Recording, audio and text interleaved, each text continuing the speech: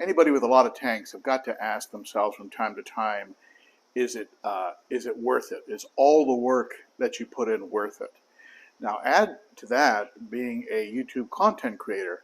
So very often the jobs that you do are going to take an extra 2 or 3 hours because you're setting up, you're taking shots, you're doing what's called B-roll. In other words, you're taking shots that are where you're not talking, you're just doing side shots, things of that nature, and it's a lot. It's a lot, and sometimes, you step back and go, man, that's what's the effort versus the reward, right? And let's talk about that.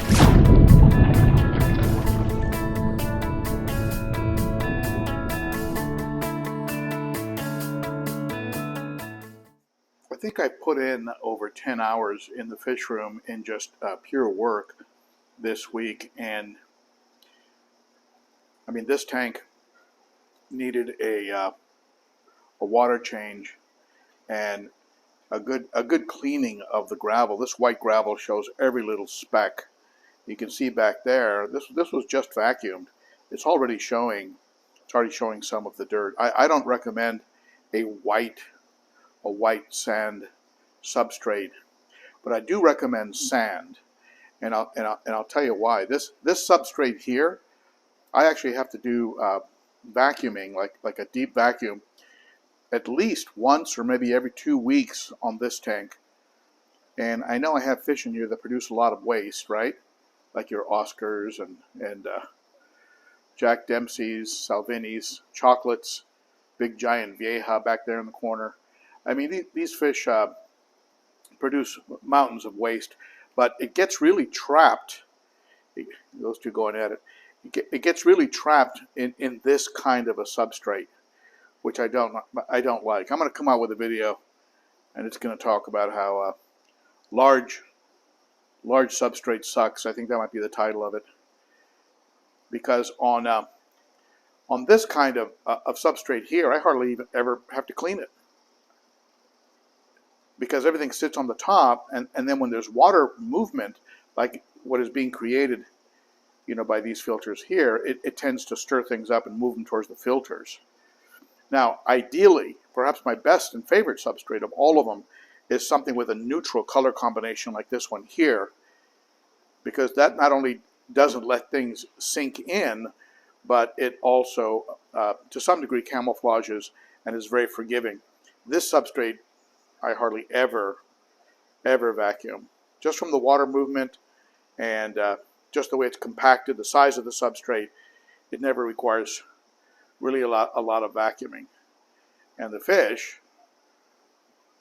are just doing wonderful, and the geos love sifting around in it, so they're ideal size for geos. But I did a water change on this tank, had to clean up this plant a bit, and when they get too dirty, I do what I'm doing with this plant here.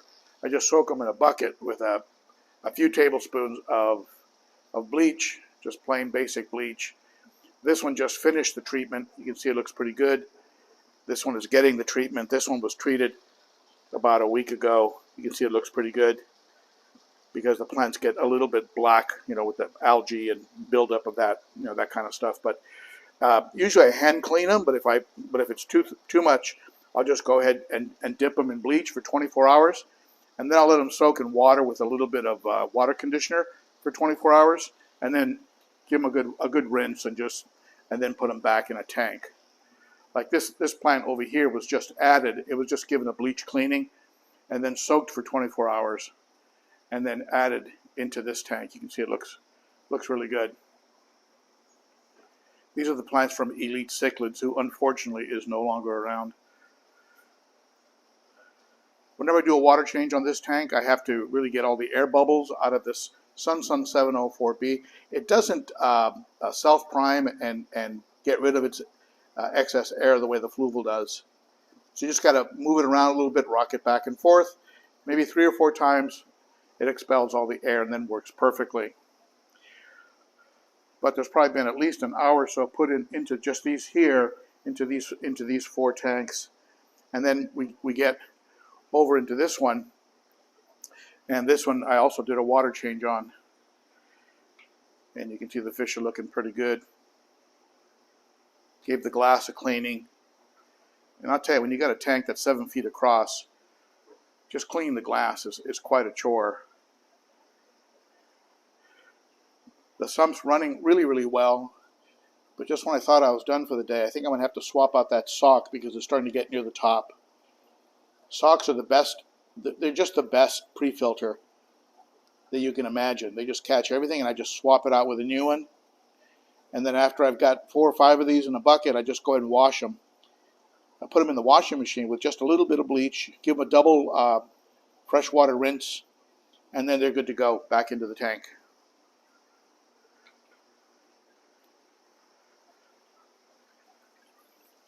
That tank needed to get a good cleaning on the glass. The glass was getting a little bit brown, but it looks pretty good now. It was just cleaned, and so the fish are out in the back. They like resting inside of the Sprite, and I'm going to be adding a whole bunch more of that Sprite because the fish really, really like it. This guy's still living alone. Every time I want to bring them over, think about bringing them over to the 20 live bear tank, I notice more little babies. And when I did a water change on this tank here, about an hour or so ago,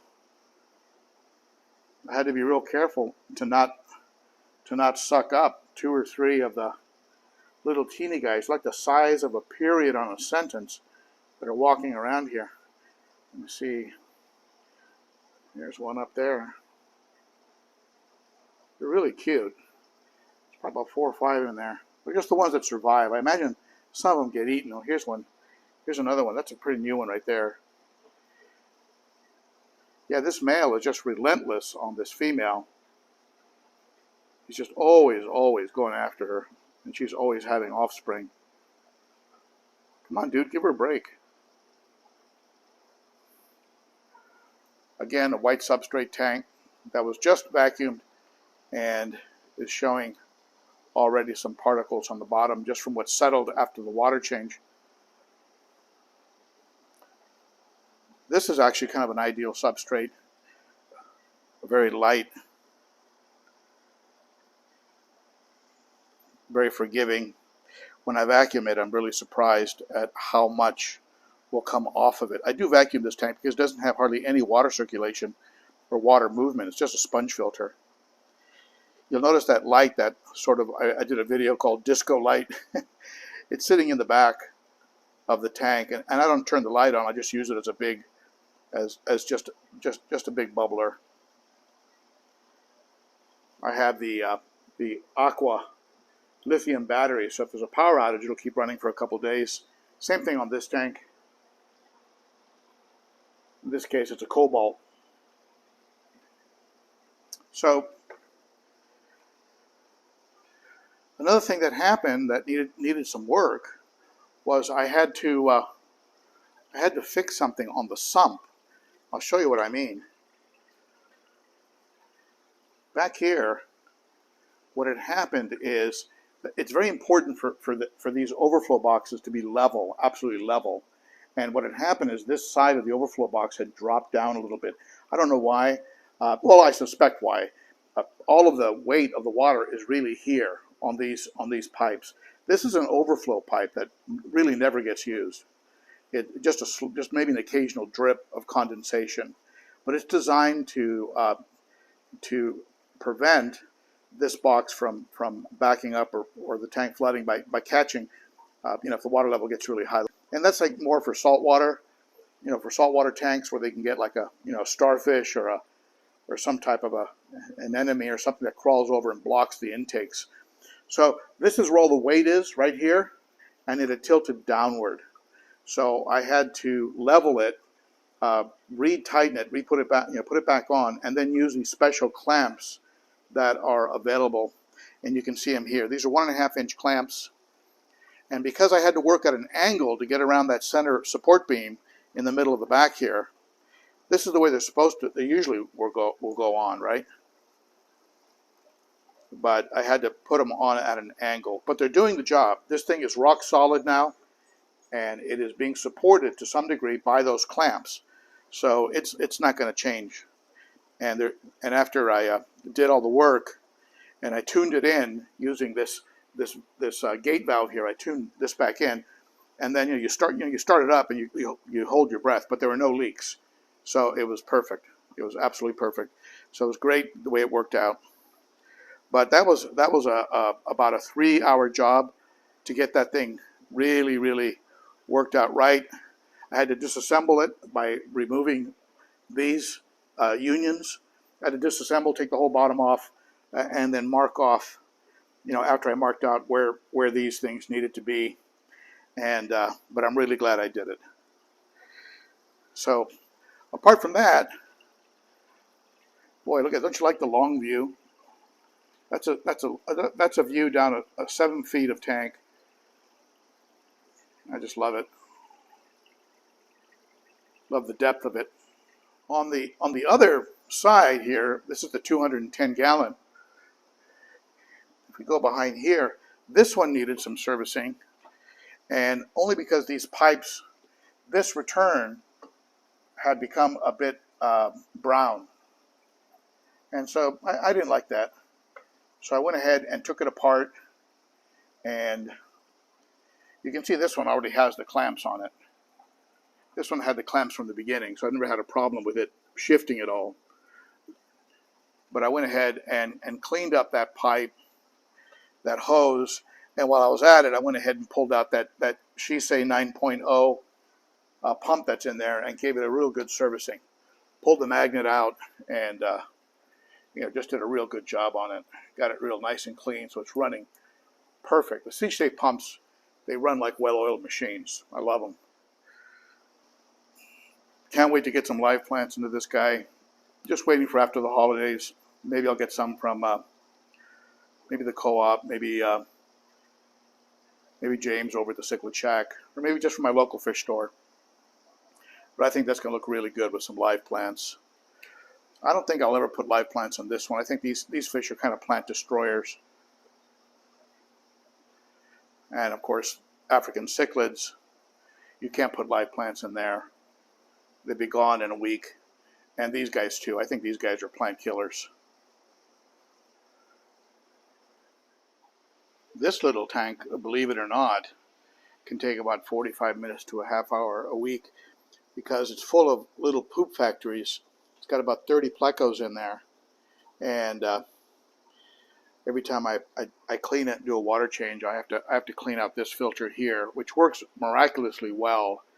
But the little sponge that's in there gets really caked up, and from just all the waste these guys are producing.